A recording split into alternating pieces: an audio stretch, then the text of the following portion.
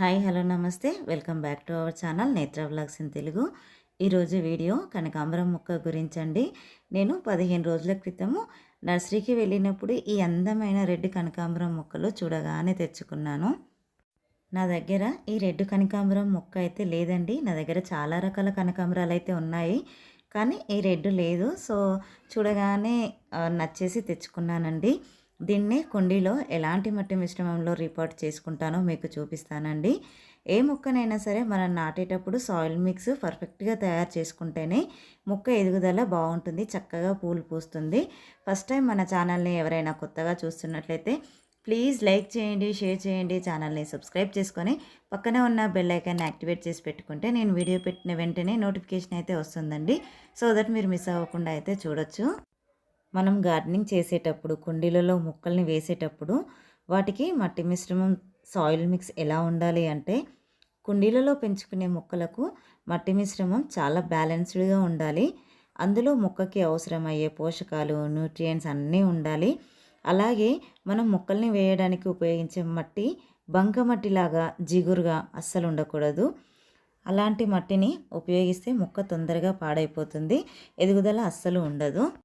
ఈ red కనకాంబరానికి seeds అయితే form అవుతున్నాయండి, చూస్తున్నారు కదా. సీడ్స్ కూడా తీసి చూపిస్తున్నాను. చక్కగా సీడ్స్ అయితే ఫామ్ అయ్యాయి. మట్టి క్లే సాయిల్ వాడినప్పుడు వాటరింగ్ చేస్తే ఆ వాటర్ మట్టి అబ్జర్వ్ చేసుకోవడానికి చాలా టైం పడుతుంది. అలాగే మొక్క వేరు భాగానికి గాలి కూడా సరిగా అందదు. రూట్స్కి ఏరియేషన్ సరిగా అందకపోతే కొన్ని రోజులకు మొక్క చనిపోతుంది. గాలి, నీరు ఈ రెండు మొక్క వేర్లకు ఖచ్చితంగా అందేలాగా మట్టి మిశ్రమాన్ని తయారు చేసుకోవాలి. ఇప్పుడు ఎలా తయారు చేసుకోవాలో చూద్దాం. గార్డెన్ సాయిల్ అయితే ఎర్రమట్టి 40% తీసుకున్నాను. అలాగే కంపోస్ట్ అండి, కంపోస్ట్ 30%. మీరు ఏ కంపోస్ట్ అయినా తీసుకోవచ్చు. అంటే లీఫ్ కంపోస్ట్ కానీ, కౌడంగ్ కంపోస్ట్ కానీ, వర్మీ కంపోస్ట్ కానీ, గోట్ మాన్యూర్ కానీ ఏదైనా తీసుకోవచ్చు. నేనైతే వర్మీ కంపోస్ట్ తీసుకున్నాను. నెక్స్ట్ మట్టి మిశ్రమం గుల్లగా ఉండాలి అంటే 20% కోకోపిట్ కానీ రైస్ హస్క్ కానీ వేసుకోవాలి. కోకోపిట్ కంటే కూడా రైస్ హస్క్ చాలా బెటర్ అండి. తర్వాత ఇసుక అండి, ఇసుక వచ్చేసి 10% శాండ్ ఉపయోగించడం వల్ల మనం వాటరింగ్ చేసేటప్పుడు కుండీలో నీళ్ళు ఎక్కువసేపు నిల్వ ఉండకుండా ఈజీగా డ్రైనేట్ అయితే అయిపోతాయి. అలా అని శాండ్ మట్టి మిశ్రమంలో ఎక్కువగా ఉపయోగించకూడదు. వీటితో పాటుగా మొక్క ఎదుగుదలకు బూస్ట్ ఇవ్వడానికి వేపపిండిని 2 స్పూన్లు కలుపుకున్నాను. వేపపిండి వల్ల వేరు భాగానికి ఫంగస్ రాకుండా ఉంటుంది. అలాగే వేపపిండి స్మెల్ ఘాటుగా ఉండడం వల్ల మట్టిలో పురుగులు, చీమలు రాకుండా ఉంటాయి. నెక్స్ట్ 1 చెంచా సాఫ్ ఫంగిసైడ్ వేస్తున్నానండి. 1 చెంచా ఎప్సమ్ సాల్ట్ వేస్తున్నాను. ఇది వేయడం వల్ల ట్రాన్స్ప్లాంట్ షాక్ అవ్వదు. ఇంకా ఎప్సమ్ సాల్ట్ వల్ల మొక్క ఆకులు పచ్చగా ఉంటాయి. ఇప్పుడు వీటన్నిటినైతే బాగా కలుపుకొని మొక్కనైతే నాటుకుందామండి. చూస్తున్నారు కదా, వీడియోలో చూపిస్తున్నట్టు చక్కగా కలుపుకోవాలి. కుండీకి డ్రైన్ హోల్స్ బాగా ఉండేలాగా చూసుకోవాలండి. ఇప్పుడు మనం కలిపి పెట్టుకున్న సాయిల్ మిక్స్ ఏదైతే ఉందో అది ఈ కుండీలో అయితే నింపుకోవాలండి. చూడండి, రెడ్ కనకాంబరాలు ఎంత బాగా పూసాయో అన్నీ కూడా రాలిపోతున్నాయండి. ఇవన్నీ కూడా తీసి పక్కకు పెట్టేస్తున్నాను. చూస్తున్నారు కదా, కలర్ అయితే ఎంత చక్కగా ఉందో అండి.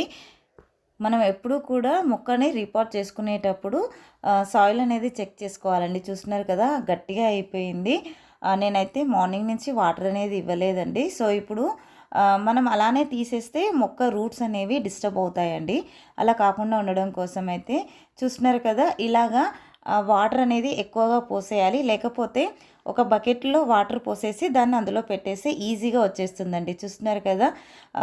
అలాగే దీనికి కింద ఉన్న సాయిల్ ఏదైతే ఉందో అది మొత్తం కూడా చూస్తున్నారు కదా ఇలా రిమూవ్ చేసేయాలండి. ఇలా చేసేసుకొని మనం ఏదైతే కలిపి పెట్టుకున్న సాయిల్ మిక్స్ ఉందో దాంట్లో మనము ఈ మొక్కను పెట్టేసుకోవాలండి.